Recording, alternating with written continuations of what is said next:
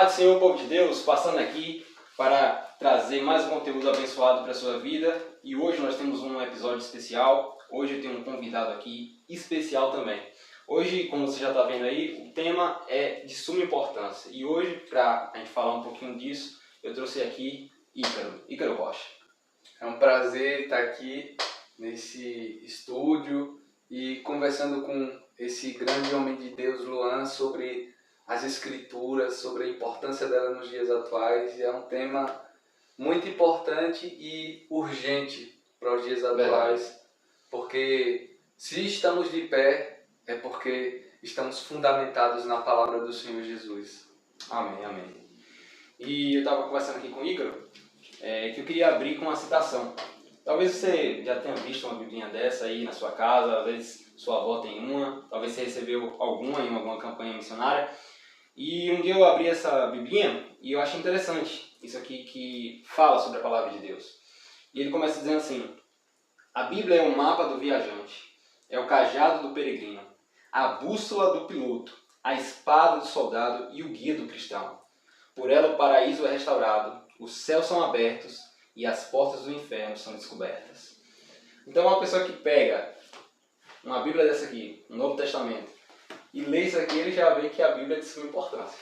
E só uma anotação aí rápida, uma das primeiras leituras minhas da Bíblia foi em uma Bíblia dessa, num exemplar desse azulzinho. Isso. E eu comecei a decorar versículos lendo essas bibliazinhas. E a partir daí eu conheci o Evangelho um pouco mais profundo e fui tendo mais contato até que veio a minha conversão. Mas é um dos métodos mais evangelizadores da minha época. Glória a Deus. Eu creio que essa Bíblia aqui deve estar em todo o Brasil. Né? Todo o Brasil, onde você vai, sempre alguém já recebeu ou já viu essa Bíblia. E eu me lembro até de uma fala do pastor, quando eu me converti, do pastor Gilberto. Ele falou a respeito da luta espiritual do cristão, né? E ele até citou um exemplo de um irmão que estava passando por um problema, uma luta espiritual, e ele falou: olha, se sustente na palavra. Aí ele: mas pastor, eu sou ruim de decorar. Ele: rapaz, você tem aquela bibliazinha azul pequenininha que tem o Novo Testamento, Salmos e Provérbios? Ele: tem uma lá em casa. Pega e bota no seu bolso, toda hora que vir um pensamento negativo, leia um versículo. Olha aí. E aquele irmão falou que em 6 meses ele leu aquele exemplar todo e a vida dele foi transformada pela rotina, pelo poder da oração, da leitura da palavra. Então, há poder na palavra do Senhor, poder de transformar vidas, e eu fui impactado e transformado, porque eu usei esse método também. No início da minha conversão, Isso, eu gostaria de falar um pouco mais, né, sobre sua experiência com a palavra de Deus. Na minha conversão, era o único conhecimento que eu tinha sobre Bíblia, era essa Bíbliazinha azul. E eu li, reli, e a partir daí eu fui entendendo e aprendendo a meditar verdadeiramente na palavra e ser transformado por ela. Então, eu agradeço muito a Deus pela oportunidade de me aprofundar nas Escrituras, começando sempre pelo Novo Testamento, e depois me apaixonei por Salmos, Provérbios, e hoje sou apaixonado por Apocalipse. Olha aí, tá vendo? É muito importante a gente ter a Bíblia no centro. A gente poderia tratar aqui hoje nessa noite de vários temas, mas por que eu optei, né, e aí, conversando com o Ícaro, e ele falou também que era um tema muito bom. Por quê? Porque a Bíblia, ela serve como fundamentação para outras disciplinas. Então, a gente vai ter oração, mas a oração, ela deve estar fundamentada na palavra de Deus, né? É interessante que eu estava lendo um livro um dia de um pregador já falecido, John Bunyan. Ele dizia assim: a Bíblia serve como base para as nossas orações. Porque, por exemplo, ele citava o exemplo de Cristo, quando ele estava diante daquela acusação, do julgamento, e o povo achando que ele não tinha poder nenhum. Ele disse assim: não, mas se eu quisesse, eu poderia agora rogar ao Pai, e ele mandaria não sei quantas legiões de anjos para vir me livrar. Ele fala assim: mas então como se cumpriria a Escritura? Que diz que eu devo ser preso e ser condenado. Ou seja, ele inibiu uma oração. Por quê? Porque a palavra de Deus ia contra aquela oração. Então a Escritura ela serve para fundamentar o que a gente deve orar e o que a gente não deve orar. E também a Escritura revela o poder que está derramado sobre as nossas vidas. E muitas das vezes, Luan, nós vemos um cenário muito caótico por conta de cristãos que não lê Bíblia. e muitas das vezes passam por problemas, por adversidades. Como é que você vê hoje em dia as pessoas tratando assim a Bíblia? Hoje nós vivenciamos 2 cenários. O primeiro cenário é o cristão apaixonado, que lê as Escrituras, que medita nela, que tem a sua vida santa e piedosa no Senhor. E o outro cenário, que é um cenário um pouco preocupante, que é um cenário de cristãos acomodados, que têm as Sagradas Escrituras como apenas mais um livro e não entende o poder que Deus transmitiu através dele, porque ele é a palavra de Deus, ele é a voz de Deus, a Bíblia é Deus falando conosco, e nós precisamos entender que a nossa vida ela é regida pelas Escrituras. Nós somos guiados pelas Escrituras. Amém. Assim como Lutero transformou a sua época, nós podemos transformar a nossa época pelo poder da palavra. E muitas das vezes nós vivemos em um cenário caótico porque não temos o conhecimento. É basicamente como está escrito, né? O meu povo carece porque lhe falta conhecimento. E quando nós conhecemos a palavra de Deus e o que ele revelou para nós vivermos, nós passamos a desfrutarmos dos milagres. E muitas das vezes algumas pessoas até questionam, por que não acontece determinado milagre, por que não acontece determinada ação de Deus? É porque muitas das vezes o cenário está voltado para outro foco que não é as Escrituras. Porque se eu leio a Escritura, eu sei que Deus falou que tudo que pedimos em oração, crendo, receberíamos. Que se nós crermos, nós veríamos a glória de Deus. E os milagres, eles não cessaram. Os milagres não acabou, os dons não cessaram. Inclusive, o último vídeo eu vi, foi por isso que eu estou dando esse gancho aqui. Os dons não cessaram. Você vai lá e assiste. As Escrituras, elas revelam o poder de Deus. E há um poder derramado sobre as nossas vidas no nome de Jesus. Amém. Você é um testemunho vivo do milagre de Deus. Mas o testemunho de Deus, através dos milagres, não parou na sua vida. É verdade. Ela vai continuar através de você, através do Cauã, através da minha vida, para que as pessoas conheçam a Deus. Amém. E em cada oração, em cada intercessão, nós devemos exercitar o que as Escrituras diz. Há poder, foi derramado sobre nós a autoridade, sobre demônios, principados, enfermidades, potestades, cenários caóticos. Nós podemos transformar essa geração pelo poder Amém. da palavra de Deus. Amém. E é isso que devemos tomar como base, as Escrituras. O que a Escritura diz? Se ela diz que algo pode acontecer, vai acontecer, se nós crermos e exercermos da forma como a Escritura manda. Agora, muitas das vezes vivemos acomodados e vivemos como cristãos naturais porque não mergulhamos no mar da graça do Senhor através das Escrituras. É verdade. E eu acredito que os dias atuais, Luan, ele é um chamado urgente para os cristãos navegarem nas Escrituras. Amém. Para que a comunidade ao qual nós vivemos, elas venham testemunhar do poder de Deus. Elas venham conhecer a Deus, elas venham ler a Bíblia que nós somos. Nós somos uma Bíblia que muitas pessoas vão ler, que não vão à igreja, que não vão ler o livro da palavra de Deus, mas vão ver a nossa palavra de Deus sobre a nossa vida, não é isso? Nós somos uma Bíblia que o mundo está lendo todos os dias, mas como ele está lendo? Fica essa pergunta e essa interrogação para nós, para questionarmos a nós mesmos. Justamente.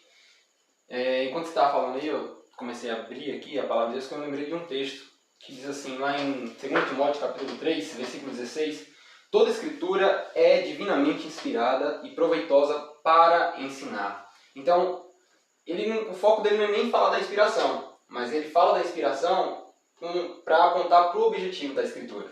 Ele vai dizer, para ensinar, para repreender, corrigir e instruir em justiça, para que o homem de Deus, claro, a mulher também, sejam perfeito e perfeitamente instruído para toda boa obra. Então, a Escritura é inspirada e ela tem um propósito. Nos corrigir, nos exortar, nos transformar para sermos essas pessoas que nem você falou aí, que vão impactar o mundo. Eu, ultimamente, tenho meditado, Luan, naquela passagem do apóstolo Paulo falando para o Timóteo, e eu até tenho escutado aquela música que tem aquela meditação de Amado Timóteo, né? Sim. Onde o apóstolo Paulo fala, Timóteo, ser exemplo. E o chamado das Escrituras para nós, nos dias atuais, é ser exemplo. Amém.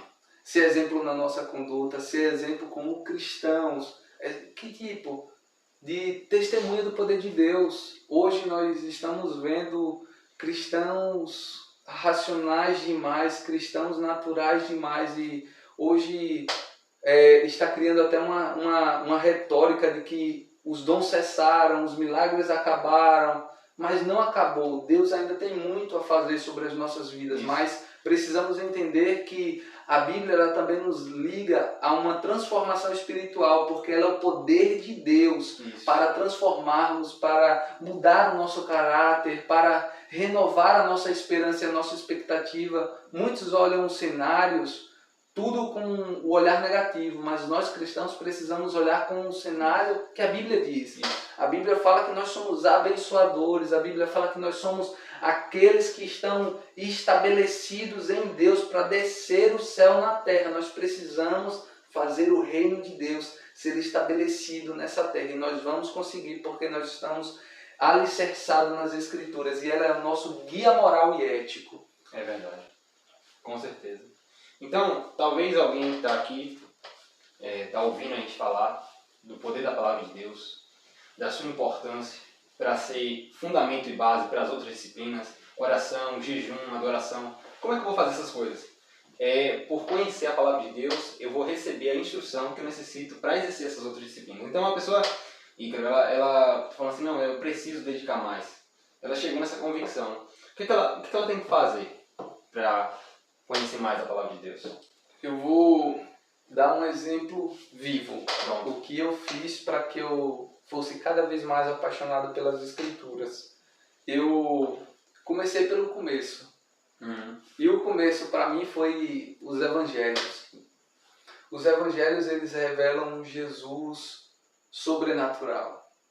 Os Evangelhos eles mostram um Jesus muito simples. O Evangelho ele mostra que a nossa vida ela tem um propósito especial e específico. E quando nós começamos nos Evangelhos, nós podemos meditar cada tema, cada tópico, cada subtópico, e nós vamos ver que nós cremos não em um Deus de madeira, um Deus que é mudo, surdo, mas em um Deus que é presente. Amém. E quando meditamos nesses Evangelhos, e não precisamos fazer aquele alvoroço para ler 15 capítulos durante o dia, nós precisamos entender que é necessário a continuidade. Isso. Eu não preciso ler 15 capítulos hoje, 15 a constância amanhã. ali, né, que vai... O mais importante é a transformar constância. Isso. Continue lendo, continue lendo, continue lendo. Não só lendo, mas continue meditando. Também. Porque Isso. eu, antes, na minha conversão, eu achava que Deus se agradava mais na muita leitura do que na meditação. Aí eu lia capítulos, livros por dia, mas o que trouxe de meditação para a minha vida aqueles livros e aqueles capítulos lidos? Eu preciso trazer esse raciocínio. O que trouxe de meditação? Eu ler o Evangelho de Mateus, eu ler o Evangelho de João, eu ver os milagres de Jesus, eu ver a transformação que Jesus fez na vida daqueles discípulos. O que trouxe de meditação? E muitas das vezes eu aprendi mais na meditação, pegar um versículo e ficar, Senhor, fala comigo, me ensina a entender. Porque eu ouvi uma vez um pregador falando que o Espírito Santo ele é o professor. Isso. E quando nós pedimos algo ao professor, ele ensina, É verdade. ele nos orienta, ele nos dá uma nova visão. E eu gosto muito de quando as pessoas falam que a Bíblia é nova a cada manhã. Não é que ela se renova, ela nova é cada manhã. A cada manhã ela tem uma novidade. A cada manhã ela tem algo novo para liberar para nós. Eu já fui pego lendo um versículo e no outro dia, lendo novamente, tive outro entendimento e eu achei sensacional. Eu falei, meu Deus, como é que pode eu ter outro entendimento em um versículo que eu li ontem e me dizia outra coisa diferente? Aí você vai doido para a igreja, o pregador prega o meu versículo e mostra ainda uma face que você não tinha percebido também. Então nós precisamos ter a humildade de saber que não há muito. É a constância. Isso. Eu E preciso a profundidade. preciso ser A meditação. constante e profundo. Isso. Eu preciso ser constante e profundo. E aí eu faço uma alusão. Eu sei que eu posso estar indo muito, muito, muito longe, mas é um entendimento que eu achei interessante. Quando aquela viúva vai fazer as ofertas no gasofilato, Jesus fala a respeito de quem agradou a Deus, quem deu o que sobrou ou aquela viúva que deu a ofertinha? Que parecia menos ainda. Que parecia menos. Então ali Jesus podia fazer o julgamento do montante. Os caras deram muito mais que aquela viúva. E muitas das vezes nós nos apegamos a isso. Ah, Deus quer o muito. Deus quer a maior quantidade de entrega, o maior capítulo, os maiores capítulos, os maiores livros. Não, Deus quer que nós entreguemos de coração. Amém. Que entreguemos o nosso melhor. Para a viúva foi o melhor. Isso. E muitas das vezes ela pode ter tido necessidade por ter dado esse melhor. Mas o que veio após essa entrega, após essa oferta, foi surpreendente, porque Deus se agradou. E nós sabemos quando Deus se agrada de algo que Ele faz na vida O melhor é fazer a vontade de Deus. Né? Com certeza. Então eu preciso entender, eu preciso fazer o meu devocional diário e constante. Eu preciso meditar nas Escrituras, eu preciso ler, eu preciso compreender o texto. E aqui eu vou fazer uma extensão. Eu preciso entender sobre teologia, eu preciso me aprofundar nas Escrituras para não ser pego por heresias. Eu preciso entender os contextos que a Bíblia é escrita, que forma literária aquele texto está tentando me mostrar, qual o entendimento, qual o aprendizado, qual a aplicação. Eu preciso compreender tudo isso para que eu venha a ser um cristão maduro, um cristão que tem entendimento das Escrituras e vive segundo as Escrituras. Isso. Imagina aí se Martinho Lutero fosse um cara que só lia a Bíblia. E não meditasse nela e não procurasse entender, né? Ele viveria naquela ilusão. Inclusive, do papado. Foi quando ele entendeu o que era o termo justiça de Deus.